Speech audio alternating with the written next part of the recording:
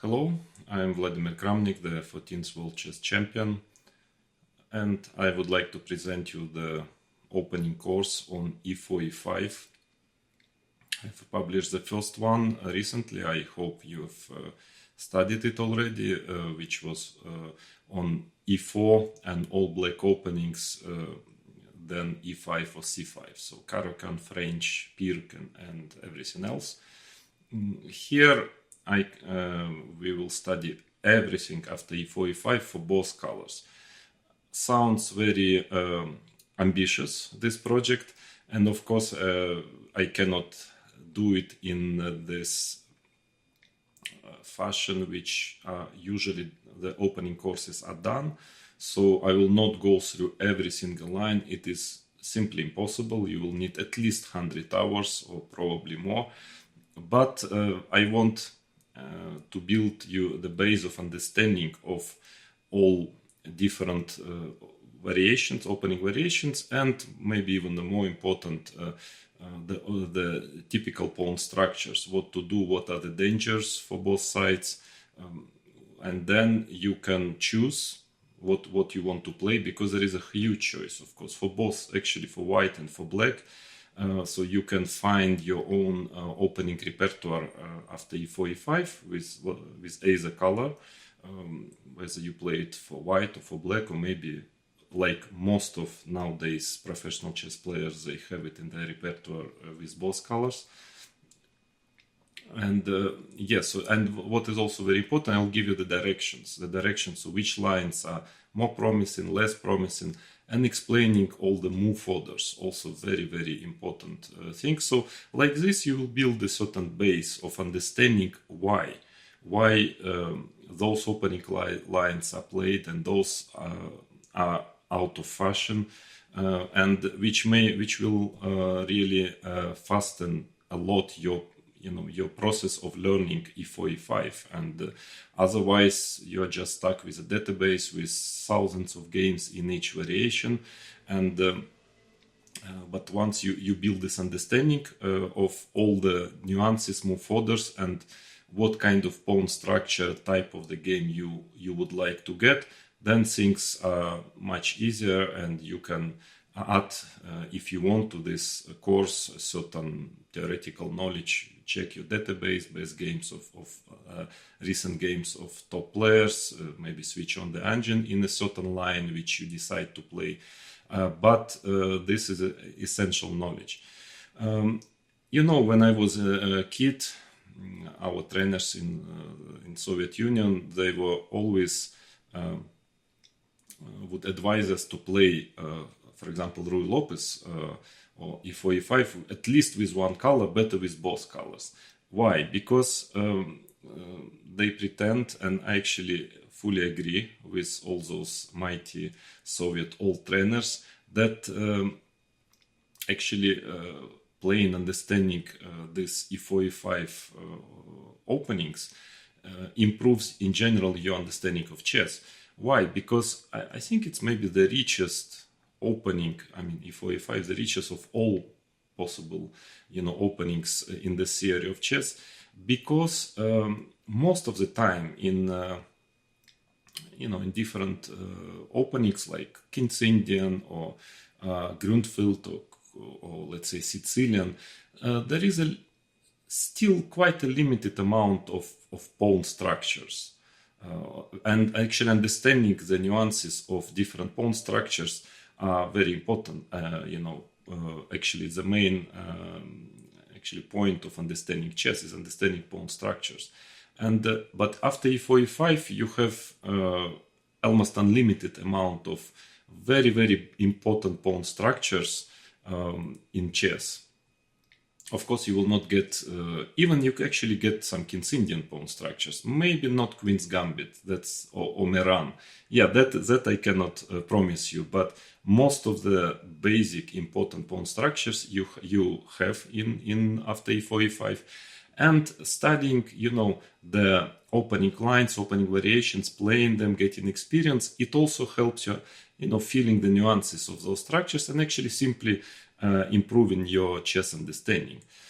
So I want to show you in this introduction by far not all, but at least some of the pawn structures which can arise after e4, e5, just to show you how rich is this and how much you will gain by studying this opening, I mean e4, e5, and how much you will gain in basically understanding of the game. So let's say e4, e5, knight f3, knight c6 is the main move, but let's say knight f6, Petrov defense. So we can get, for instance, knight takes c5, d6, knight f3. Yeah, this is a very important main, basically theoretical line. So you have, for example, this pawn structure, yeah, with white central pawn c3, d4, which probably the pawn will move to c4, a very typical, very important pawn structure to understand, yeah, because it can actually happen via also first d4, and in many also with the opposite colors sometimes it happens. So one, yeah, let's count one pawn structure. Then d4, another move, knight takes c4, d5, d5, another pawn structure, something similar to the open Ruy Lopez, which I will show you later in this introduction, but another very, very important pawn structure.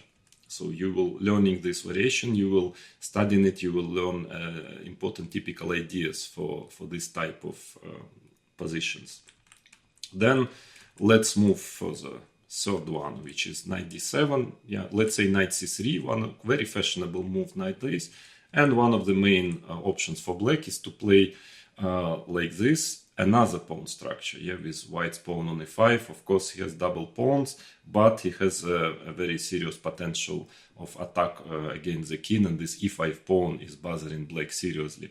So also a very interesting pawn structure. Okay, let's move to knight c6. Now we have d4, for example, Scotch. E d4, knight takes d4, knight f6. Another, let's say, move is bishop c5, and for example, knight takes c6, queen f6, queen d2, d takes c6. I mean, very important pawn structure, yeah, with white pawn on e4, and without queens, with white pawn on e5. As you probably know, it's a very famous Berlin endgame, but here, yeah, there are a lot of nuances. Of course, white has a certain advantage. He has a more flexible, better pawn structure, but black has some initiative in return, and understanding when this initiative is enough to equalize and when white can stabilize and finally start to use his positional advantage because of the black double pawns. It's a very, very subtle matter, and studying, for instance, this variation will help you a lot to understand it. Another variation, knight f6. Let's say knight c3, bishop b4, take on c6, bc6, bishop d3, d5, ed, cd. So you have a little bit different pawn structure. Actually, if you remember the Petrov of this third knight e5, yeah, you have this position, and now with the reverse colors you have this. So quite similar pawn structure, yeah, just with reverse colors, with its own, of course, some nuances everywhere. So then another one, knight takes c6, bc6, e5, queen e7, queen e2, knight d5, a very original one. Yeah, so black has a little bit compromised pawns, but also white pawn on e5 can be vulnerable. Another big important tabia to study. Let's go to Italian. Bishop c4, bishop c5, c3, knight f6, d4. A very fashionable nowadays variations. e d4, e5, d5, bishop b5, knight e4, cd4. So again, a very, very important typical structure in the center. White has d4, e5 pawns against d5. Of course, there is a certain, advantage White has in the center, but his d4 pawn is a bit weak. So pluses and minuses, yeah, then it can sometimes get to the pawn structure when White would play knight c3, black would take and b takes c3. Or black would play f6, ef6, another structure also quite often arises on the board via various openings. Okay, then we go further. D3. Let's say one of the also fashionable lines is castle, castle, d5, e d5, knight d5. Yeah, very, very important structure as well. Pawn, pawn c3, d3 against the pawn on e5. In general, of course, black has a good space advantage and a healthy position, but it's very tactical sometimes, so he has to be careful about this pawn on e5. White has a lot of resources in those positions as well, which you will study in detail in one of the lessons when I will be talking about this position. So finally we move to bishop b5 to Ruy Lopez. Now knight f6, let's say castles, knight e4, rook e1, also a big line, knight d6, knight e5, bishop e7, bishop f1 takes on e5. Let's say then white plays d4, black sooner or later manages d5, this symmetrical pawn structure where white has a couple of tempes, up in development. Also, of course, you understand that this pawn structure is very important, d4, d5, and the e line is open. But another move is d3, let's say bishop c5. Now you have, for instance, this totally different pawn structure, bishop takes e6, dc6, and then black has two bishops, but those, white is maneuvering with his knights. A very, very big and important also structure you actually need to know, you need to understand it. It will improve your chess definitely, especially if you're a a4 player. Okay, let's just take another line, c3, d5, for instance, d5, knight d2, takes on e4.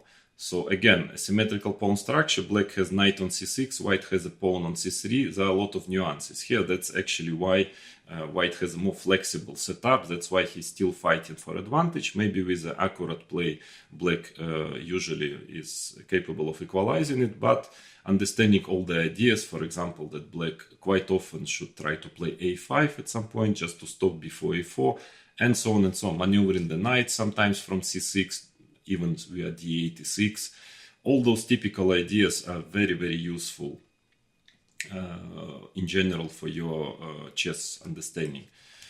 Okay, let's go further. a6, bishop a4, knight f6, castles. Open Ruy Lopez, knight takes e4. Now we have this position, the main theoretical position. So, a similar pawn structure to the Petrov with d4, d4, but here a6, b5 is installed, so it actually makes the position pretty special in its own way. So black has ideas of playing f6 sometimes, white has his own trumps, sometimes a4 is very dangerous, etc. A lot depends on whether you can keep the knight on e4 or not. So, or to manage quickly knight c5, d4. We will study this as well. Then let's go to bishop e7, a very typical structure. Let's say white can just play like this, c3, this type of position he can always get, castle, rook e1, and this position when white, for example, like that, and white has a pawn on d3, not on d4, a big also chapter of to understand how to play with either color in those positions. More common is rook e1, now b5, bishop b3, castles, and let's say c3. Of course, d5 now is a marshal. We will study it also, but let's go with the old-fashioned way of playing. d6, h3. Let's say Zaitsev, one of the important lines of Zaitsev. So now we have this pawn structure, which has its own, all nuances. Again, you can get those structures via, for instance, King's Indian. Yeah, of course, pieces would be slightly in different places, but understanding the main ideas would also improve your play in King's Indian defense. Or knight a5, bishop c2, c5, d4, queen c7, and now the main move is knight bd2, but very often white sooner or later gets a pawn on d5, and we get to this structure and understanding when it's okay for black and in what situations white is better. White has ideas to play on the king side, on the queen side. Same goes for black. Very rich, a very important position. also to understand, I mean, the typical ideas of such positions. And let's say another a4 is trying to avoid Ruy Lopez. b4, okay, this d4, d6, d, d. Also a slightly different structure, because now white can trying to make use the c4 square to get with a knight to c4. So also understanding when it is better for white and under what circumstances black is equalizing will help you as well playing, because in such positions can also happen even via d4, even in d4 lines. And then another very, very big and important structure, which also very often appears in Italian opening, is d6, a5, for example, bishop e6, and yeah, this type of structure when black doubles his pawns, but then he's getting some f line for maybe potential counterplay, let's say c3, rook b8, knight c4. Also an extremely important structure to understand, because nowadays Italian is very, very important opening, and those structures are very often appearing on the board. So understanding where a5 pawn can become a weakness, under which circumstances a6 pawn may become weak, how to deal with the central tension here. So not easy for black to play d5, also not so easy for white to play d4. So you see extremely rich positions, and that's why e4, e5 will never be totally refuted or totally studied. Yeah, just too many positions, and it's, I mean, to know, and they're too rich, so to sterilize it fully. So that's why I believe, again, it's not only that it's a kind of, you know, probably I would say the most important, e4, e5, the most important piece of opening theory in the whole, you know, in chess in general. But also, again, you see how rich are the positions, and you can always find with either color. I can assure you this is a repertoire for all your life. You will always find some ideas, some new ways to fight for advantage if you are white, or to equalize, to try to equalize, or even to get some counter chances to play for a win if you are black. And that's why I strongly recommend you, even if you are not yet an e4 player, or not yet with black an e4, e5 player, study it, really study it. It will improve your understanding of chess. And it's nice always to know that, you know, for example, with black e4, e5 is a good move. Of course, you can play all kind of a little bit strange defense. They're not bad, like Pirc, for instance, which I cover in the first part of my course.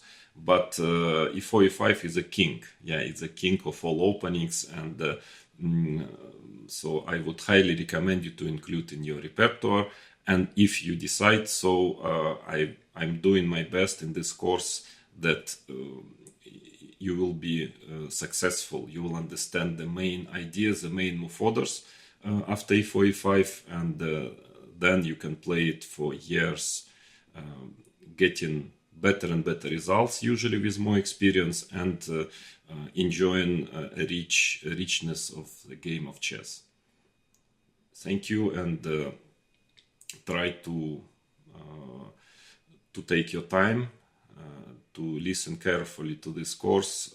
I really tried my best. I think I made I went through all the major, most important lines, gave a lot of hints, a lot of directions, which I believe are the best ones in the openings, since I've played it myself with both colors, and I'm very sincere with you. I'm not hiding anything. I just tell what I think. I mean, I'm in all the lines, I'm just showing you the directions which I myself was planning to play with either black and white. So I think it can be very valuable for a player of all levels, especially for club level. I mean, but even for top level professionals, I believe they will learn something here which they didn't know before.